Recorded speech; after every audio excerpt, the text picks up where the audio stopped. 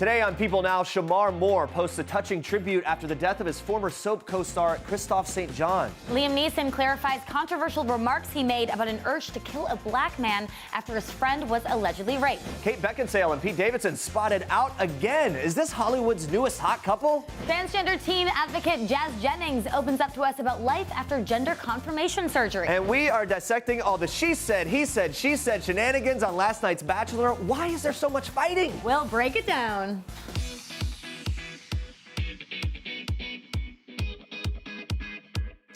Hey guys, good afternoon. Welcome to People Now. Man, it's the morning after The Bachelor. I can feel the energy of it. I love The Bachelor. We can't wait to break the whole thing down. I started watching The Bachelor because of this show, but I have to admit, I quite enjoy it. Yeah, you might have experienced some secondhand heartbreak for poor Colton. There was quite the shocking exit. We're going to break that down. Yes, so we see contestants leave all the time, but Elise left, and it was her choice to walk away from the show. It left Colton very upset. She was my favorite. Yeah, I loved her too. We want to know, do you think it was the right decision for her to leave? Vote in our People poll or just tweet us your answer with the hashtag People Now. We also like gifts. Maybe right for her, not good for the show and for us, right? I don't know if it was right for her. I think she got in her head too much. I mean, that's the whole point of the show. Lots to talk about. Back to. Well, anyway, there's a lot there that we'll break down. We'll check in on your responses. Tell us what you think. We'll break that down in last night's episode. The full Bachelor recap coming up a little later. For now, here's what you need to know and what's trending today. Starting on a serious note with this. Watch. Mr. Kristoff St. John, I lost my brother yesterday. I've never had a brother, but you were my brother. You showed me the way. You were my mentor. You were my inspiration. You showed me what true talent was. You showed me what humility was. I love you. I hate this. And that's actor Shemar Moore paying tribute on Instagram to the young and the restless star Kristoff St. John, who died unexpectedly on Sunday at 52 years old. Shemar told People that St. John was, quote, truly the closest thing to a brother and a brother's love and a brother's mentorship that I've ever known. The actors actually played opposite one another as half-brothers on the soap series. And Shemar recalled the early days of their working together. He said in part, quote, he didn't have to embrace me the way that he did. If he hadn't embraced me, I would have never got my sure footing in the beginning days. Shemar added that St. John always rooted for him. He explained, he helped me, he held my hand, he said, stick with me, I'm gonna show you the way, and then you do what you're doing.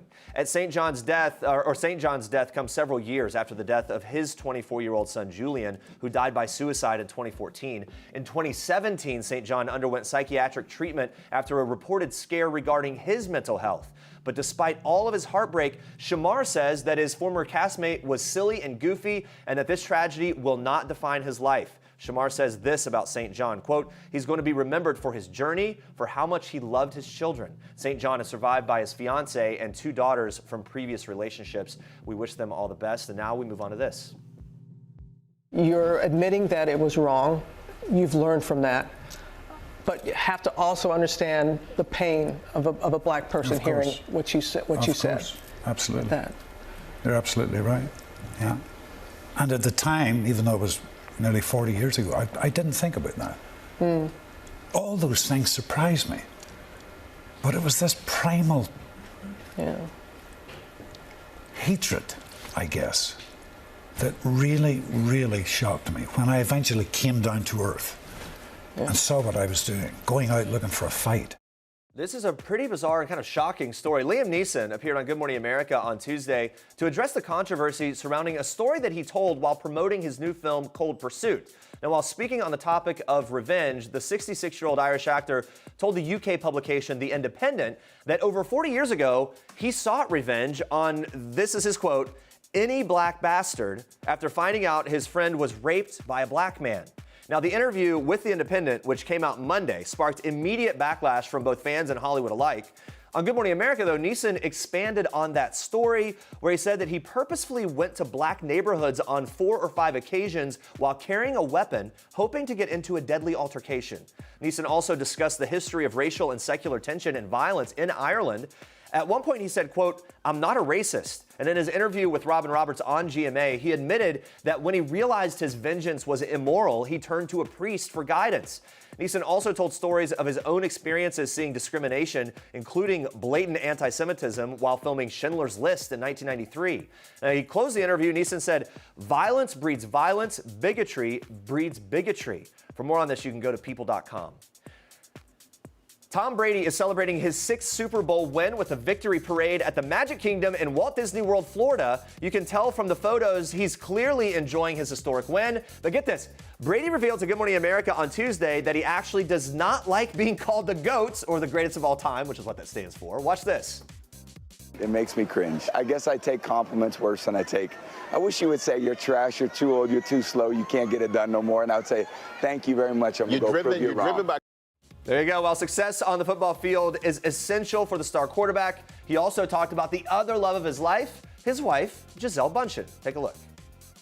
She's my rock. You know, I married someone that I know is my life partner. You know, she's just one of the most caring, nurturing people in the world. And the way she takes care of our family when I'm working, sacrificing a lot of her dreams, you know, that she wants to do for me. I can only tell her I love her so much, and she knows it and she feels it. And this is, you know, family is so important to me. It was, you know, my parents were there last night, my sisters were there, and it's just, it brings you so much joy when everyone's there to celebrate with you. So she's got my back. I have no doubt about that, and she knows I have hers. Brady also spoke about how important it was to have his family watch him play. One of the cutest moments from the lowest scoring Super Bowl ever, by the way, was Brady and his daughter Vivian celebrating the Patriots' big win. Vivian even got a chance to hold that trophy. Check that out. Lucky kid. Having so much fun there. All right, President Donald Trump will finally get to deliver his State of the Union address on Tuesday night. The address is traditionally given before a joint session of Congress in January, but was delayed this year because of the government shutdown. Now, with the government open again, it's widely expected that Trump will use the speech as a chance to tout his presidency, despite a rough start to the year because of that shutdown and the Mueller investigation. Now, he gave a preview on Monday. Watch this. I've probably done more in the first 2 years than any president, any administration in the history of our country. The White House says the speech will call for bipartisanship and cooperation, with Trump confirming he will talk about unity among a wide range of topics. Watch. It's going to be a speech that's going to cover a lot of territory, but part of it's going to be unity. But the president's sentiments may not be shared by the entire Congress. Surprise, not surprise. Also on Monday, Senate Minority Leader Chuck Schumer called Trump out for failing the middle class, his incompetent administration, and his incoherent foreign policy, as he put it, saying that the State of the Union is anything but united and is in need of a drastic repair. Watch. We're all glad the government's back open. Federal workers are back on the job, getting paid. But the recent government shutdown speaks to the fundamental uncertainty about the state of our union. Border security and Trump's proposed border wall are other topics that have divided the government. You can tune into the president's State of the Union address beginning Tuesday night at 9 p.m. Eastern. All right, guys, we are only weeks away from Hollywood's biggest night, the 91st Academy Awards, almost upon us. The group of nominees across 24 categories all gathered on Monday at the Beverly Hilton Hotel for a luncheon to celebrate. They do this annually. It's the big class photo. You can see in this photo the large group, including Rami Malek, Glenn Close, Lady Gaga, Bradley Cooper, Mahershala Ali, Regina King. That's just a few of the many people that are in that photo. They all pose together Looks around that. professional, too. Yeah, right? They pose around that giant gold Oscar statue. Now, the group of actors and producers and directors and musicians as well, they all mingled with each other during that annual lunch that's hosted by the Academy of Motion Picture Arts and Sciences. In addition to the event, the Academy also announced the first round of presenters handing out the awards. We're really excited for this group. Awkwafina, Tina Fey, Whoopi Goldberg, and Daniel Craig, plus a few others like Tessa Thompson, Constance Wu, Maya Rudolph, and Jennifer Lopez. And while there are a number of presenters, there's still no host slated for the big event, which obviously we've been talking about at length. Right. Now, as for the nominees, Roma and The Favorite both have the most nominations. Each of those have 10 nominations, which is really impressive. Followed by Black Panther, Black Klansman, Bohemian Rhapsody, Green Book, A Star is Born, and Vice. Those are all the heavy hitters for this year. Yeah, and Black Panther marks the first superhero film to be nominated for the top prize, so that's pretty incredible. Yeah. And they did just win the SAG Award for Best Film Ensemble. I think it's a really good shot. Yeah, it's a good sign for them. And then The Favorite also made history with all three of its leading ladies nominated. Olivia Colman in the Best Actress category, Emma Stone and Rachel Weisz up against each other for Best Supporting Actress. Will that split the vote? We don't know. Maybe. I feel like it might, which which bums me out. Yeah, we'll find out about all of that. The Academy Awards air February 24th, 8 p.m. Eastern on ABC. It's so exciting. I love when they all come together for this luncheon because you get to see them kind of mingle. Yeah. Like, which stars would you love to see together and like Oh, be a man. fly on the wall? I would love Yeah. like Rami Malek and Emma Stone. They're like two of my favorite actors, and like those two, like seeing them mingle is like my favorite thing. I want to just be in a casual conversation with Lady Gaga and Bradley Cooper and see if they're always in that mode. That we, Yeah. that, you know what I mean? That we see them in when they're doing the press. Also, it was interesting when we were at the SAG Awards. Ken Jeong was talking about how much he had loved this awards run and kind of getting to reconnect with Bradley Cooper. Don't forget they were on The Hangover together, which now seems 1,000 years ago. Yeah, I kind of forgot that Right. because it seems like a completely different Bradley Cooper. Yeah. I mean, now, you know, he's obviously for A Star Is Born, he's like very serious. Yeah. I don't know, it's fun to like look back at those projects and probably run into people you worked together years and years ago. Yeah, so anyway, we'll see if, who knows, maybe new movies, maybe new partnerships coming out of Yeah. this whole thing.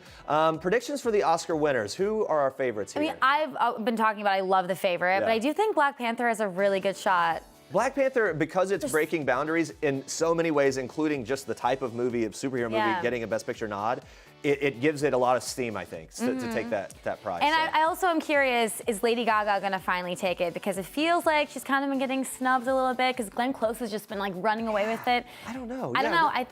Not a ton of love. It's kind of interesting because in some ways it's almost like the Academy and a lot of the sort of established actors, organizations, really need someone to earn it, right, over time. Gaga's sort of new to the acting world, so we'll see if does that affect their judgment on giving her an Oscar? I don't know. Yeah, I don't know. I mean, but Glenn Close has been just like picking up award after award, so. No matter what, Gaga will kill it in terms of the red carpet fashion. We always break that down afterwards, and I'm anxious to see what some of the guys pull off, you know? Michael B. yeah. Jordan had that great thing at the SAGs. The harness that thing. flower harness. Yeah. That was cool. So we're going to see more I of like that? when I don't guys know. kind of mix it up on the carpet, Yeah, you something know? a little new. Anyway, all right, Andrew, you've got more for us in Star Trek. Yes, I do. We're kicking off Star Trek today with two exes who are keeping the peace. The age-old question, can you be friends with an ex after a breakup? Well, Ben Affleck and his ex, Lindsay Shookus, are proving you can. Nearly 6 months after their split, the two are spending time together again, but this time, apparently only as friends. A source tells People, quote, while the exes are indeed talking again, both are more focused on their respective careers and families versus rekindling a full-blown romance. The insider continues, adding, he really enjoys spending time with her, but his focus will remain his kids and family. I think he's always been interested in seeing where his relationship with Lindsay could go, but these are two people who are very focused on their families, and that distance between New York and LA is difficult sometimes. I would say oftentimes it is. Ben is based in LA, where he lives near his ex-wife Jennifer Garner and their 3 kids, while Lindsay lives in New York, where she works at Saturday Night Live and shares custody of her 5-year-old daughter. So long distance was allegedly a major factor in their split last August after nearly a year of dating on top of work and family obligations, 2 very busy people. Meanwhile, Ben announced his split from his ex-wife Jennifer Garner back in 2015, and the two have been trying to make parenting as seamless as possible ever since. A source told People last November that they like to do family things together like outings, church, cooking, and watching movies. But family isn't his only focus. He's also serious about continuing his treatment program for alcohol addiction after completing his 40-day stay at a treatment center.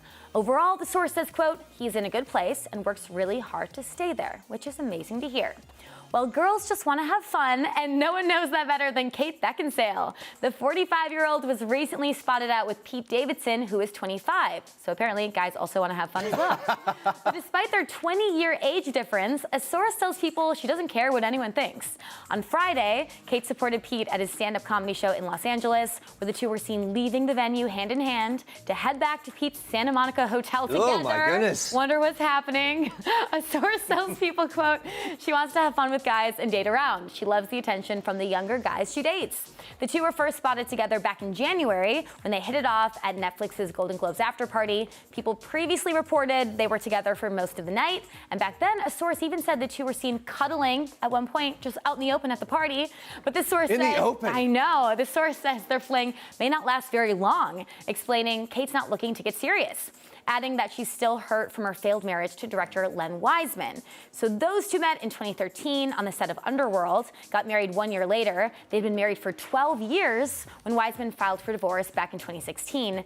Court records indicate he cited irreconcilable differences, while a source says they had complicated schedules and grew apart. So now we are on to Pete Davidson. But he isn't the first younger man to catch Kate's attention after her divorce. In November of 2018, she started dating 30-year-old British actor and comedian Jack Whitehall. Their age difference was 15 years, but they were seen showing major PDA, even partying and kissing at a candlelit booth in LA. Very romantic. They called it quits after only 2 months. And in 2017, Kate sparked a romance with comedian and actor Matt Rife, who she also split up with after 2 months. With Rife, there was a 22-year difference, but a source close to Kate said she referred to him as an old soul, so the age difference didn't matter. Hey, whoever she's dating, Kate is single, ready to mingle, clearly having fun. Jeremy, you have a lot of thoughts on this. I mean, Kate Beckinsale's a babe. I love Kate Beckinsale, so I'm just like, wow. I don't know. I'm taking it all in, and I'm speechless. I know. I love that I love that she's out there doing it. I guess Pete Davidson's a legend in my book at this point. Because he got with Kate Beckinsale. Yes, that's I also why. think it's funny that all the sources are saying, yeah, it's probably not going to last long. She's just having fun. Well, and good for her doing what she wants, you know, and I guess him too. So and we're having a lot of fun tracking along. So, all right, moving on to this. Andy Cohen is a dad. This is very exciting. The Watch What Happens Live host announced the birth of his son via surrogate on Instagram on Monday. In this black and white photo, Andy can be seen cradling the newborn. He looks so happy. The newborn is named Benjamin Allen Cohen as a tribute to Andy's grandfather, Ben Allen. And Andy shared how grateful he is for his new bundle of joy, writing, "I'm in love and speechless and internally grateful for an incredible surrogate. And I'm a dad. Wow." After sharing the news with the world, Andy's famous friends jumped onto social media to congratulate him for the adorable new addition. Anna Faris, Gabrielle Union, and Sarah Paulson were a few of his A-lister pals to drop comments sending their best wishes. And some of Andy's best buds wrote public messages of congrats on their own social media. Kyle Richards was one of the many Real Housewives who gave a shout out to the new dad. She quoted his announcement picture on Twitter with the caption, "How beautiful is this? I'm so happy for you, Andy." Now back on Instagram, Kyle even admitted she can't stop crying over the happy news. And Real Housewives of Atlanta's Nene Leakes was right there with her. She posted Andy's sweet picture to her own Instagram, captioning it, "I'm shaking. The tears and joy I feel for you right now. I just can't believe this. Andy, you are a dad. Congratulations." Meanwhile, John Mayer, who might have been the only guy at Andy's baby shower among a ton of Real Housewives, posted a picture on Instagram of what looks like a newborn gift for Benjamin, some tiny baby booties. Those are so cute. He made the caption, "Congratulations, Andy," with a couple of baby emojis. I'm gonna say it's gonna be one stylish tot. Congratulations to Andy. All right, we've got even more adorable baby news. Jason Aldean announced on Instagram that he and his wife Brittany welcomed a baby girl on Monday. So his note to fans was, "Today our family became complete as we welcomed our daughter Navy Rome to the world. Born on February 4th, 2019, weighing 7 pounds, 12 ounces and looking identical to her older brother. So excited to watch what life has in store for this little princess." Now, baby Navy joins Jason and Brittany's 14-month-old son Memphis, plus Jason's 11-year-old daughter Kendall and 15-year-old daughter Keely, who are from a previous marriage. Jason and Brittany, who've been married for nearly 4 years, announced their pregnancy in a very cute way with the help of baby Memphis. In July, Jason posted a picture of Memphis on his Instagram lounging in a Big Brother onesie with the caption, "Sup everybody." Guess who's gonna be a big brother? That really is the mood there. It's a mood. Excited to see Memphis bond with his new baby sister. Congratulations to Jason and Brittany. And those are your Star Treks for today. All right, guys, stay with us. Jazz Jennings opening up about her dating life and how she celebrated her gender confirmation surgery, plus the most dramatic episode yet, and we mean it. We're breaking down last night's episode of The Bachelor, in case you missed it. All the must-see moments, you can stick around for that. All right, guys, we're getting to a recap of last night's Bachelor episode in just a bit, but for now, let's check in on our People poll results. We've been asking whether or not you think it was the right decision for Elise to just leave the show. So Again, we've said we were both heartbroken by her decision to leave. It's, yeah, you do you, or have you seen the show? Okay. Well, yeah, people come and go, but for her to, I mean, she had to know what she was getting into, right? But for her to just like up and leave, I mean, yeah, that's the show, but that's not usually the show. Well, I think everyone going into it thinks they can handle it. And then once you're there and the emotions are so high on this show, it makes you go crazy. And you feel so insecure because who wouldn't? Yeah. You're with all these other beautiful women that are going on dates with him. She also doesn't really play the games. Like, she doesn't get into the like petty drama, She doesn't at least wanna thus compete, far. she doesn't doesn't. So maybe that means she just has a bad taste for the whole thing as it's unfolding, and she's just like, out of here. Yeah, I mean, it's hard. All right, keep voting on our People poll. Let us know what you think. But now let's move on to this. All right, so we all remember the photo of the egg that went viral in There it is. January, right? The most liked picture on Instagram ever. To recap a bit, someone posted a photo of an egg to set a world record of the most likes to kind of take they down did, Kylie yes. Jenner's most liked ever. It's now been liked over 52 million times, literally breaking the internet, beating out that pic of newborn Stormy Webster. Yeah, so I know Jeremy liked the photo. Okay, I did too, but only after we started talking about You it. have a weird sense of pride that you held out for a while, but we joined the 50 million, and here we go. We did. Yeah, I mean, it was a pretty brilliant idea, I guess. Well, I think once it caught on and people were like, okay, we have a goal as a collective body to win the internet here, to win Instagram. Anyway, now the creator of this whole viral egg has come out of the shell. I don't write it. Nice. 29-year-old Chris Godfrey, an advertising executive from London, Was is who was behind this. Yeah, because I think the big question was, who did this? Was Right. it just a joke? Was it actually this planned thing? Apparently, there was actually a strategy behind it, Yeah. which I find interesting. Him and some of his friends. So he had help from his friends. So Alyssa Con Whelan and CJ Brown, they created this viral sensation and kind of planned it out. And they were asked why they picked an egg. They replied, this is their quote, "An egg is an egg. It's universal." Everyone can relate to it, I guess. There you go. But when they saw Kylie's photo had been liked almost 19 million times, they kind of came up with that plan to beat it out. It worked. The people behind the egg Insta spoke to the media as the egg was featured in a commercial that aired during the Super Bowl Which on is Sunday. This is when the whole thing goes to the crazy. next level. Can you imagine this photo goes viral, all of a sudden there's a Super Bowl commercial about it? No. I mean, the ad shows the ad shows the egg cracking under the pressure of social media fame and an advertisement for Mental Health America. So it's actually turned into this beautiful thing. Yeah, so the Silly Egg Instagram Super Bowl ad for a good cause. So they are continuing to kind of like go with the momentum they have here. Alyssa Con Whelan told the New York Times, she said, quote, "It's a dream to put that in the same sentence that we're doing something in relation to the Super Bowl. Feels really special." They also said there are more things in store for the egg in terms of, I guess, partnerships and stuff. That's So great. Now they have like all these work opportunities. Launched and an stuff. empire? And of course, you know, Kylie, her picture was beat out by the egg, but she was a good sport about it. You probably remember this. She got her revenge. She posted a video of her cracking an egg on the hot concrete. So people are having fun with this. She took it in stride. I don't think she really cares that much, right? And so regardless of all the attention Godfrey's getting in this whole thing, he told the New York Times that it's been a crazy journey. He said, quote, "It's not really about me. It's just about the egg and sort of where we can take it and what we can do with it." He's Yeah. becoming very thoughtful. He also admitted that the success had been a fluke and he didn't know it was going to catch the world's attention, but it did. I mean, we're talking about it. The final so. pun, it definitely cracked the internet. Wow, great, Jeremy. All right, now moving on to a very sweet Valentine's Day idea. If you happen to be spending this special day in New York City. So this shop in Manhattan is selling bouquets of ice cream with as many as 21 scoops in each. It's called Stuffed Ice Cream. It's in New York in the East Village. The website advertises 2 bouquet options, a small one, 7 scoops, large one's 21 scoops. The 21 unique flavors that you can choose from could all be, I guess, piled on. The big size includes 1 scoop of every flavor. I just don't get how they all stick together like that. That looks like it's just gonna fall apart. And then the 7 scoop may be a little more manageable, $18. The 21 scoop is $50. I mean, look, I love the thought of it. I don't know how this ends without a big mess unless you get a group together, you all show up, and you eat it right there on the spot. I mean, then you're just swapping cooties, and I mean, it's just. Yes, I'm swapping cooties. I still say cooties. Like a 30-year-old woman. It's a real thing that just happened. Yeah, I don't want. If you don't want to swap cooties with your friends, then avoid You're really this. gonna go with 5 or 10 friends and just sit around at ice cream? Maybe like you get the mint chocolate chip, I get the yeah, but strawberry. It's all in one thing. Well, according to pictures posted on their Instagram page, they have occasionally made them with even more ice cream. I don't know. Could you get enough of this? I feel like this is a stomachache waiting to happen. Yeah, I think so too. They actually told us no one has finished the 21 scoop of ice cream, which is not surprising. I wonder how many people have That's a gotten lot. cooties from it.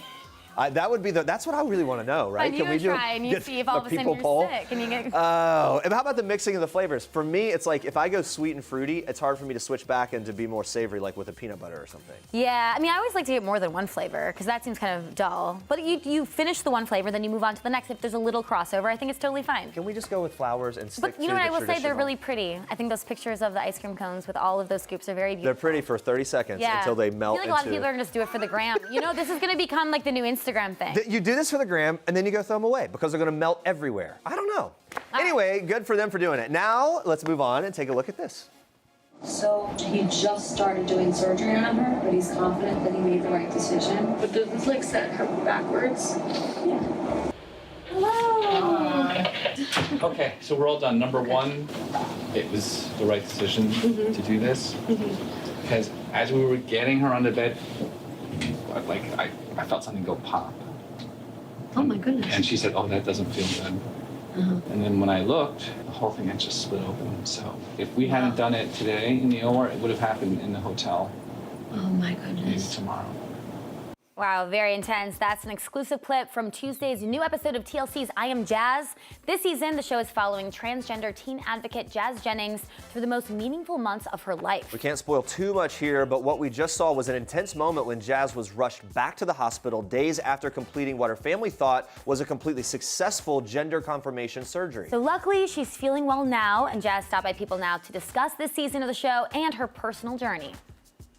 I was worried that I would be criticized for sharing something so personal, but overall I felt like it was important that I documented this part of my journey because it's an important aspect of what I'm going through, and I feel like we need that increased education and awareness, especially when it comes to the gender confirmation surgery. Yeah, there's a lot of awareness coming through your show, but were there moments just as a person who's going through something that you thought, my gosh, I wish the cameras were not here? Yes, for sure, many times, especially after the complication. I was just like done with everything. I was like, get out of my face. You know, they were really respectful about it though, so they didn't film too often. They did it on my terms, so it was. Oh, that's good that you had that kind of. Yeah, control. there was one interview I remember where I just started breaking down, crying. Like I just couldn't do it anymore because they said it would only be 45 minutes, and then after 45 minutes, there were still 8 pages of questions left, and I'm like, I'm not doing this right now. I just went through a lot. Like I can't do this, so I had to dismiss them. Yeah. Please. I'm like out. We saw in the season that you had to lose 30 pounds before the surgery, which is obviously not easy to do.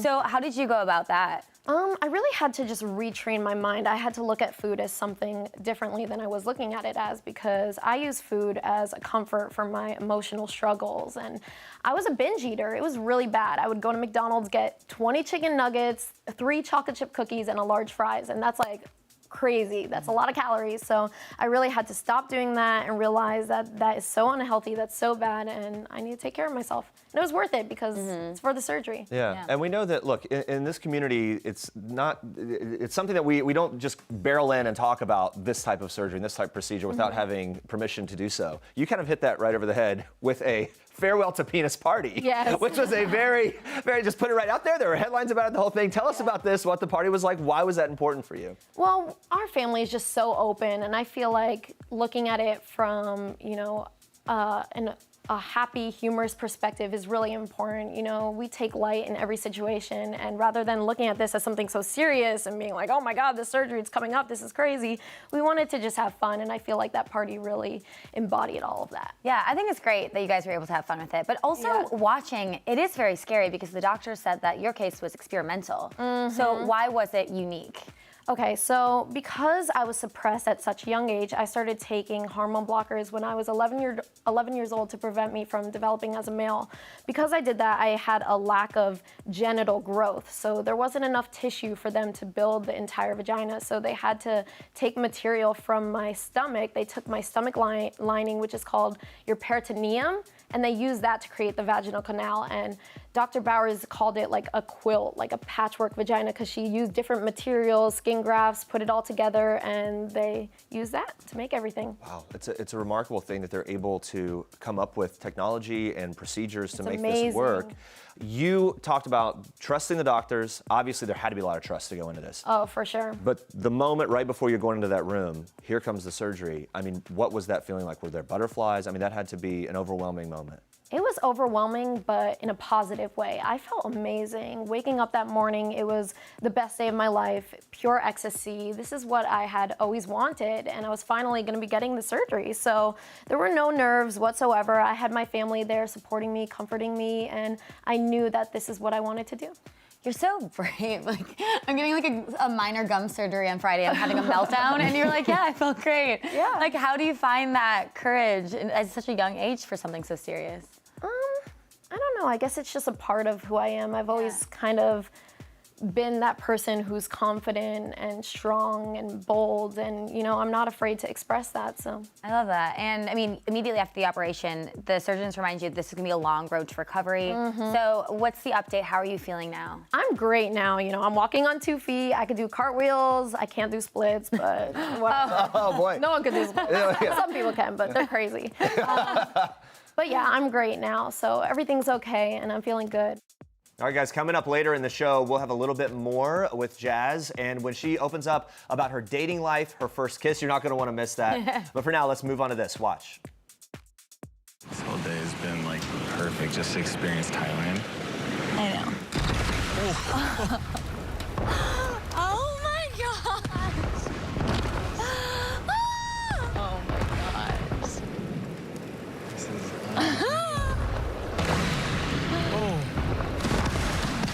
It's amazing.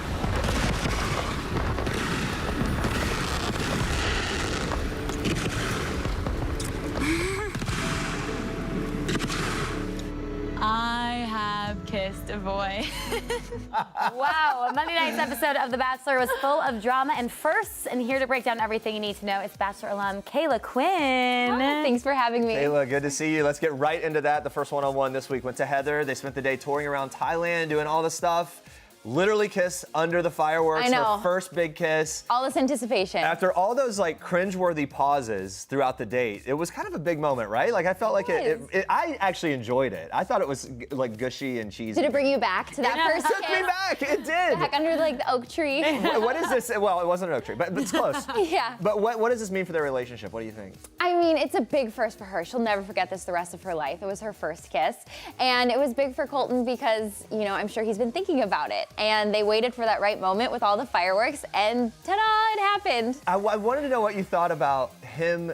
He had to kind of make the decision, okay, I'm going to share this moment with her, right? Knowing that it carried that kind of weight. Do you think it was a good move on his part? It was, because he did have to decide that I really like her, because you can't take that away from a girl and then break up with her, in an episode. Oof. What did you think of the date in general? Sometimes these dates are so awkward, like the awkward pauses. Yeah, right? I Like, know. They were just repeating each other. This is beautiful. This is beautiful. Andrea, I'm so with you. I feel like you could feel every single awkward pause, and they were always waiting for, something big to cue the fireworks. So he had like 8 compliments, waiting for it to happen. Waiting. Like, I'm with you. It makes me feel so much better about my dates. Yeah. Well, they also went out of their way. I don't feel as like, I felt like they really exploited the space though. Like they really made it clear. Oh, awkward pause, still lingering. Like they definitely didn't edit more out. music. Yeah. editing too. Yeah. Maybe, I don't know. It was hard. I was cringing a little bit. It made it up for. To me, it made up for it because he was really into her though. Like I felt like they were like cute together. I know that's cheesy, but I really liked it. Yeah, I feel like this date was all about the physical for sure. Yeah. I don't know if I really got some depth in the conversation, but that kiss, it's what we were waiting for. Okay, I want to talk about my favorite girl, Elise, and that was a huge shocker. So she left the show because, it wasn't even her decision. No, it was not Colton's decision. Yeah, she decided chose to leave. Right. Let's watch this. I can't. Literally can't accept a proposal after a few months of sharing your time and attention with other people. I can't do it.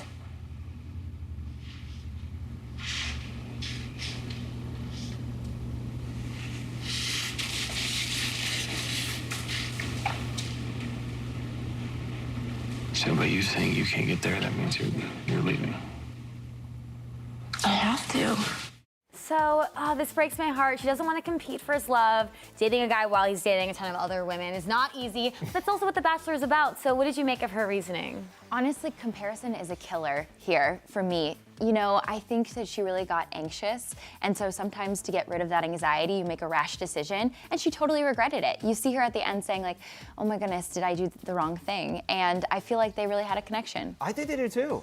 And what we've talked about, I love that she doesn't really seem to get into the petty. At least we don't see her doing that. Yeah. She seems like she's maintained this sort of level a little above it all. And I think that's worked a lot for her. But I guess eventually that part of it just got to her. Like she's not willing to play that game. Don't you feel like she made a decision with her head instead of her heart? Yes. Oh, yeah. Yes, that's a good way And of she's putting it. one of the women that I feel like has a lot of substance. And Yes. you could tell he was really affected by her leaving. How do you think that's going to affect him now moving forward? I think it shakes him up because what relationships do you trust? Like, he really liked her, and she was a front runner for me. I don't know about you. So, well, yeah, definitely. My wife and I, as soon as she was leaving, it was just like, wait, Elise? She's leaving? Where's she going? Come back. She was my favorite. I think she's coming back. You do? What do you think? You know how this kind of thing goes. Doesn't it feel like a story arc that she could totally be kind of introduced? I mean, I'm crossing my fingers. I sure do hope so. I mean, you were there though. Like that's gonna like totally kill your confidence when you're comparing yourself, right? Like how hard is that? It really gets to you, right? It really does get to you, especially on those group dates, because that last group date, you could see his affection to the other girls in front of your face, and you don't want that at all. How about her for Bachelor in Paradise? If she doesn't come back this season, what do you think? I love her for Bachelor in Paradise. I think she's great. I hope there's a guy good enough for her. That's what I was gonna say. She's almost too nice for this show. Yeah, well, I mean, that's what I was saying. She's so anti-drama that is she good for Bachelor in Paradise? Or maybe she becomes like the steadying force in that wild chaos? I don't know. Anyway, Hopefully she we'll has see. if she has a crush on Let's talk about this week's group date. The women, they went to the jungle. There were some highlights. Hannah B. ate a bug, very adventurous. During the challenge to collect food and water, Tayshia stole a little kiss with Colton. That was a bold move. Both seemed to impress him. I don't know. I think he's always kind of there for it when they do crazy things and are bold. But what do you think about the strategy? Who played it best? I think Tayshia played it best. She, snuck him aside in the jungle, and especially with this many girls, you do want to stand out. But nobody was overbearing, which was nice. Yeah, I think Colton, he's an athlete. I get the sense that he's kind of an outdoorsy guy, so he wants someone that's gonna, eat a bug. Yeah, eat a bug. I don't Exactly. think she had to really eat a bug, but Hannah is going for it. Yeah.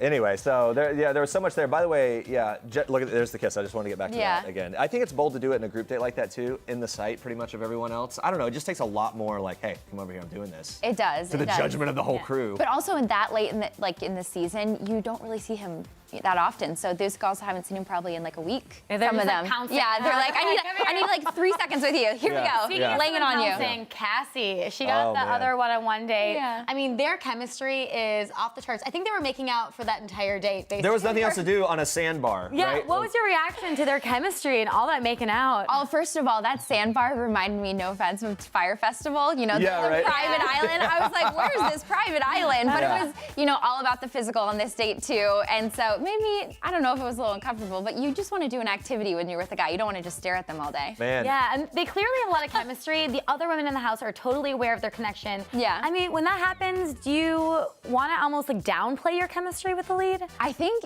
if you really feel like you like him, you should downplay it because you don't want to make other girls uncomfortable. Plus, it's sacred to you. Yeah. So I think has Colton grabbed anyone else's booty as many times as he grabbed Cassie's booty? Do you have a booty count? I had like a 5 booty count, 5 booty grab count going last night. I mean, he was all over it. Like literally every time they shot, he was just, and it was like squeezing. Yeah. Too. It was legit. That to me is a telltale sign she's going far. I mean, he's really into Cassie. You know what? If you're one of the other women and you see that Cassie and him have this amazing connection, what can you do to try to get the attention back on you? Wear better looking booty shorts. I have no idea. Apparently that's it. Let's get to the real fireworks. Some intense drama between Nicole, Anika, Tayshia. I mean, this was crazy the way all of this broke down. Anika approached Colton with some information that Elise had allegedly shared with her before she left. Yeah. Let's watch this and then we'll break it down. So right before she left, she sat me down and said, Anika, I'm leaving, but I need to tell you something that Nicole told me today. And she basically told me that Nicole said that she's here so she can find opportunity to leave Miami. And I was honestly really upset hearing that. And I know Elise so well, and you know Elise, and she's a really honest person. Yeah. And she wouldn't have sat me down and told me that if it wasn't true. If you didn't know, it was dramatic. The music dropped at the exact right moment. So Anika basically shared that information with the other girls. Tayshia immediately was like, hey, I was there, and you got it wrong. Disputed it. Nicole then goes into sort of damage control. It all spiraled. Where do you think they go from here? Did they ruin their chances? They ended up in the spat. Look, Colton came over just to listen to them. It got so weird. Yeah, I mean, Anika totally derailed their relationship. It's no longer about that. It's always about her gossipy nature now. She became like the hall monitor. Yeah, it's right? She's did. Making sure everybody knows, and that's happened earlier in the season. Do you think that Anika was lying? Is that what the consensus is? I don't think she was lying. She probably just interpreted it wrong, Yeah. It's like hearsay, playing telephone. But I think that she fully believed that that's what Nicole Nicole said, and that was her interpretation. That was her interpretation. So what should she have done? She definitely have gone to Nicole. You know, gone straight to her and just Cleared said, up right there. Cleared it up, exactly. It's the mature thing to do. We all know 9 times out of 10, when you spend your time with the bachelor or bachelorette talking about someone else, it's just a bad look and it's a waste of your own time, right? Yeah. Every time. She even said it. She's like, I don't even want to talk about this. And now if you're in Nicole's shoes, what's the approach? Is there any way to get yourself out of this? I think her, you know, she's really shaken. Every time she talks, she's about to tear up and cry. So I don't know if she can really bounce back. Yeah, because I feel like now he's doubting both of them. And then when oh man, this was terrible. When they were fighting and he joined them, and they weren't even paying him attention, then he left. Yeah. What are you doing? That was really awkward. Yeah, by the way, I'm Team Nicole here and have been for a long time. From the beginning of the show, she was overwhelmed with just sort of the idea of the competition. And she talked on camera about feeling very insecure about stuff. Yeah. She's done so well. I hate this is happening to her, right now. I'm Team Nicole. It's unfair. We're left with a cliffhanger. Colton storms down the beach. What will happen next? Is he still walking on that beach right now? We don't know. What are your predictions next week's episode? I think, you know, he's going to let them go before the rose ceremony. Both of them. Yeah. Yep, you're cut.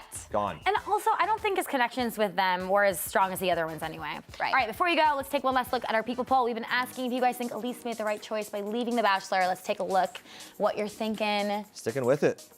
Have you seen the show? They just, hey, this is part of what happens. Yeah, all right. So that's that. Kayla, thank you so much. It's great to talk to you. Thank you. You guys have followed Colton's journey to find love. You can watch The Bachelor Monday nights, 8 p.m. Eastern on ABC.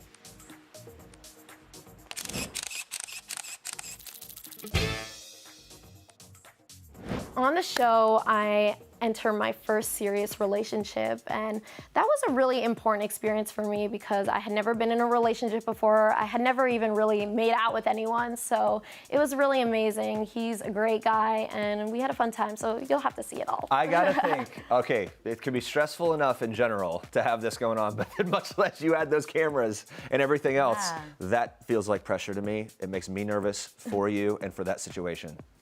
No question. Just. Wait, but that ended, correct? So now you're back on the market looking. March is coming out. I don't know if I'm allowed to say. Okay, well, for the show. Let me say this though. Okay. Early on in the season, you said that you hadn't even had a first kiss, and you, like you just said, you hadn't made out with anyone. So that makes me feel. Then we see some teaser trailer that maybe a first kiss or some things. I kiss on camera. Right. I felt like I was on Your first kiss is on camera. It's not my first one on camera. We did kiss before off camera, Okay. but we do kiss on camera. That was the weirdest thing ever because kissing on camera, it's just like, it's a little awkward, but it is what it is. When you first saw that back, what did you think? What was I your reaction? cringed for sure. Yeah, it's just so weird to watch yourself like doing that. I don't know. Was it a good first kiss though? Yeah, it was. I feel like it a lot was. of first kisses are super awkward. Terrible. Yeah. Yeah, well, actually, okay, so the first kiss wasn't good. What I did was I was just like, I just went for it. I was chewing gum, I spit it out, and I just went in for the kiss, and I was like, did I do that right? And he was like, no. But I liked it. But your anyway. breath was amazing. Yeah, Tastes just my like breath gum. was good. But after that, I eventually learned, and he said I was the best kisser he's ever kissed. Wow. Excuse me. She's advanced now. Yeah, she is advanced. All At right. one point, you and your brother discussed your capacity and openness for love. How do you think that has changed since your surgery and everything? When it comes to like my sexuality, Yeah. I identify as pansexual. I mean, that's just a label, a term, but really I just love people for who they are on the inside. I look past, biology, your sex or gender or your identity. It doesn't matter to me. As long as you're a person, then I have the ability to love you. Yeah, I don't think I'd want those early dating kisses on camera. No. For record. Like, let's just forget about them. Just move on. On a very different note, we also spoke to Jazz about something that I hold near and dear to my heart, and that's cats, because I got a couple. Take a look. We noticed you're a huge cat lover. I love this about you. I've got two Jeremy cats. loves cats. I have 4 cats. Whoa. One of them is my baby. His name is Nemo. He's 5 years old now. He's gonna be 6 soon, and he's a white cat with 1 ear and a deformed mouth. He was born that way, and he was actually rejected by his family, so he was this little deformed kitten on top of a roof, and we took him in, and he's just so special to us. And yeah, I love cats. I've never had a dog before because my mom's afraid, but I want a dog one day too. Yeah. How do pets and cats kind of help you through maybe the rough times? Anytime you pet an animal, I feel like that instantly raises your vibration and you feel good inside. So it really is therapy to have an animal there who is just cuddly and soft. That cat connection, Jeremy. You you got go. it. All right, thanks for watching. Now we leave you with one last thing from Max Greenfield. Bye. Bye, guys. Hi, I'm Max Greenfield, and this is one last thing. The last time I laughed so hard I cried was when my 3-year-old son tried to do a magic trick. It did not go well. My last big splurge, oh, this was a good one, my taxes. My last date night was, I don't know, we have so many kids.